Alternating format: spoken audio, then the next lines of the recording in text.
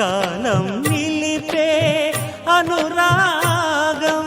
అడగని వరములు కురిపించి అమృత వర్షిణి అనిపించే అమూల్యమైన పెన్నిధి, శుభోదయాల సన్నిధి మనస్సనేది. అహో ఒక మనసుకు నేడే పుట్టిన రోజు, అహో తన పల్లవి పాడే చల్లని రోజు. ఇదే ఇదే కుహూ స్వరాల కానుక, మరో వసంత గీతిక జనించు రోజు.